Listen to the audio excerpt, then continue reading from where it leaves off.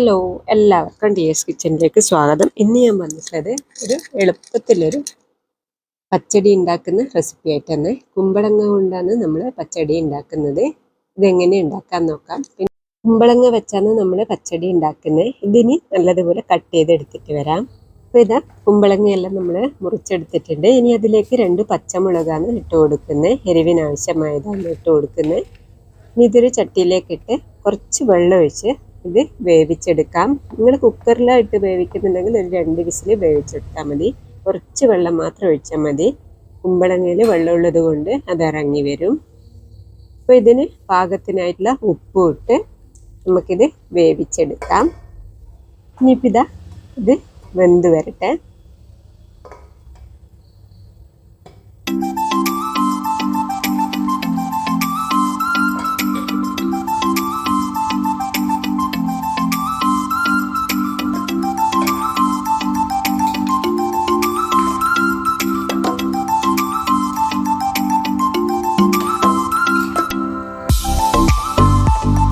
ഇത് നമ്മൾ കുമ്പളങ്ങയെല്ലാം ഇവിടെ വെന്ത് വന്നിട്ടുണ്ട്. ഇനിയിപ്പോൾ ഇത് ഒന്ന് തണുത്ത് വരട്ടെ.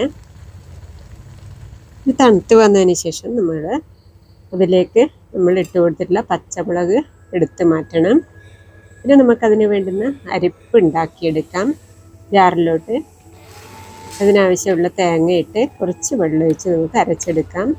ഒന്ന് ഒതുക്കിയതിന് ശേഷം നമ്മൾ അതിലേക്ക് 1/2 ടീസ്പൂൺ കടുകും കൂടി ഇട്ട് ഒന്നുകൂടി ഒന്ന് ഒതുക്കിയെടുക്കണം.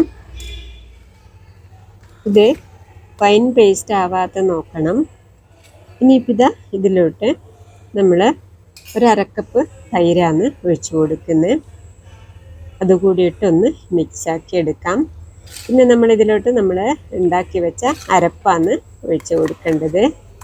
അതും കൂടി ഇട്ട് പാകത്തിന് ഉപ്പും ഇട്ട് നല്ലതുപോലെ ഒന്ന് മിക്സ് ചെയ്ത് കൊടുക്കാം.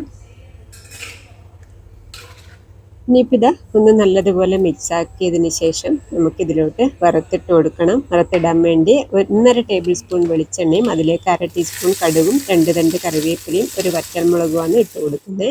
ഇതും കൂടി ഇട്ടതിന് ശേഷം നമുക്ക് പച്ചടിയിലേക്ക് ഒഴിച്ചു കൊടുക്കാം. അപ്പോൾ ഇതാ എളുപ്പത്തിൽ ഉണ്ടാക്കാൻ പറ്റുന്ന പച്ചടി ഇവിടെ റെഡി ആയിട്ടുണ്ട്. നിങ്ങളെല്ലാവരും ട്രൈ ചെയ്തോളൂ കേട്ടോ. ഇനി അടുത്ത വീഡിയോയിൽ